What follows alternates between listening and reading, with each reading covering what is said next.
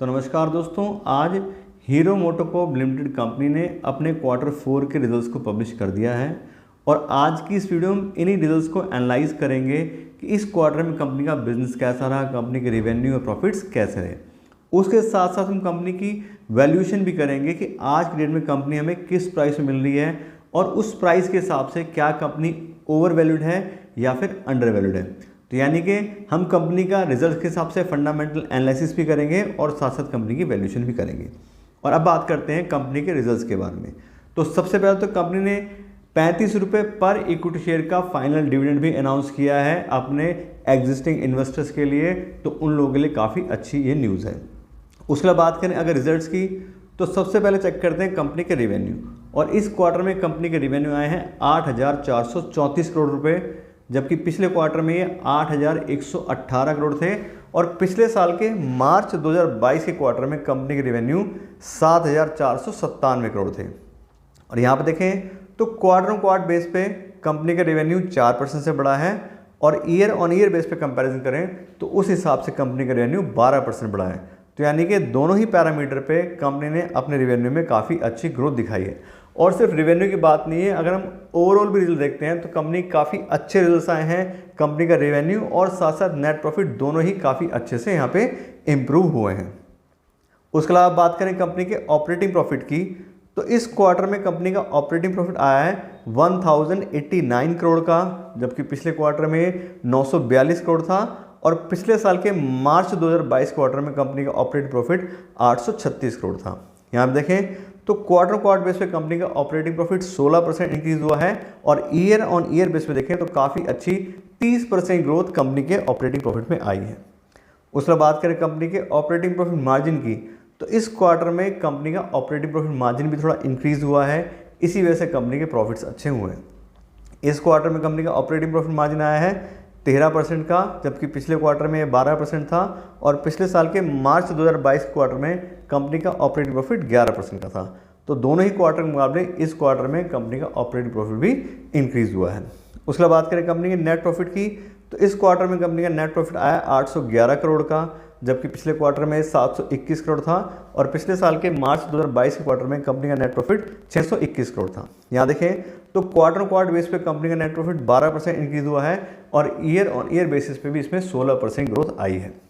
ऐसी अगर बात करें कंपनी के अर्निंग पर शेयर की, तो इस क्वार्टर में कंपनी की अर्निंग पर शेयर आ रही है 40.29 की, जबकि पिछले क्वार्टर में 36.33 थी और पिछले साल के मार्च 2022 क्वार्टर में कंपनी की अर्निंग पर शेयर 30.60 थी। यहाँ भी देखें तो क्वार्टर बेस पे कंपनी की अर्निंग पर शेयर 11% से बढ़ी है और ईयर ऑन ईयर बेस बात करें तो कंपनी की अर्निंग पर शेयर 19% से इंक्रीज हुई है। तो इसमें देखें तो ओवरऑल सारे ही पैरामीटर पे कंपनी काफ़ी अच्छी से ग्रोथ दिखाई है। तो कुल मिला के हम बिल्कुल कह सकते हैं कि कंपनी रिजल्ट्स काफ़ी अच्छे आए हैं। दोस्तों ये तो बात हो गई कंपनी के रिजल्ट्स के बारे में।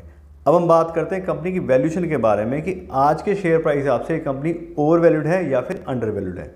तो आप बता दें आज की डेट में कंपनी का शेयर प्राइस आ रहा है 2,514 रुपये पर शेयर का और इस शेयर प्राइस हिसाब से कंपनी का जो प्राइस बाय अर्निंग रेशो आ रहा है वो आ रहा है 18 का। अगर हम बात करें 18 की पी बाय अर्निंग की रेशो, तो काफ़ी लो रेंज पे कंपनी का प्राइस बाय अर्निंग रेशो है, यानी कि कंपनी काफ़ी सस्ते दाम पे मिल रही है, उसकी अर्निंग के हिसाब से उसका प्राइस काफ़ी कम है। और साथ साथ इस कंपनी को ये तो प्राइस बाय अर्निंग रेशियो हो गया, यानी कि उसके नेट प्रॉफिट के हिसाब से उसका जो प्राइस बन रहा है, इसको हमने डिस्काउंटेड कैश फ्लो एनालिसिस हिसाब से वैल्यू करा है कि कंपनी कितना फ्री कैश फ्लो जनरेट करती है, उसके हिसाब से कंपनी कितनी वैल्यू बनती है।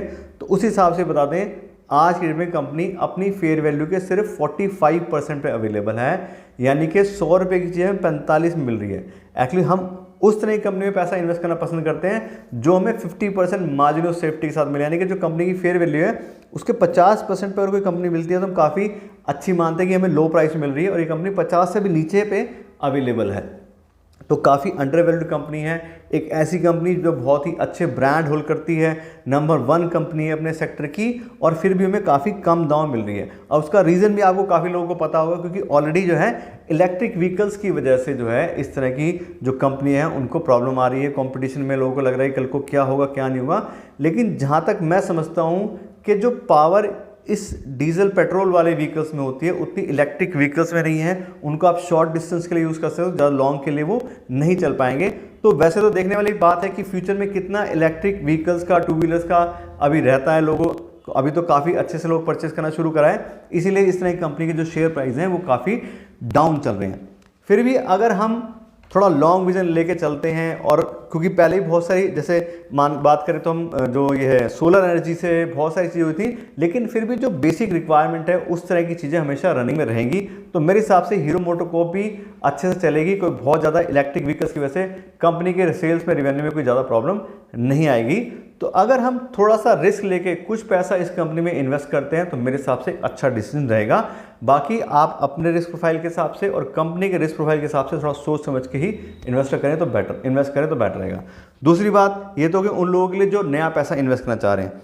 अब अगर जिन लोगों ने पैसा अपना इन्वेस्ट किया है उनकी अगर बात करें तो देखिए, कहीं ना कहीं दोनों बातें दिमाग में है कि कल को बिजनेस कंपनी कैसा रहेगा, कैसे कंपटीशन के साथ कंपनी बेयर करेगी।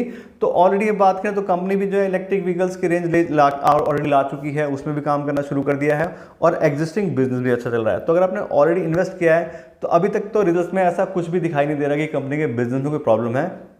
तो मेरे हिसाब से अगर आपने शेयर्स खरीदे हैं तो बिल्कुल होल्ड करके रखें, कोई दिक्कत वाली बात नहीं है। तो इस तरह से बात करें तो कंपनी के रिजल्ट्स के बारे में भी और कंपनी की वैल्यूएशन के बारे में भी आपको डिटेल नॉलेज दे दी है, और साथ साथ आपको ये बता दें कि फ्यूचर के क्या आइडिया हमें लग रहा है।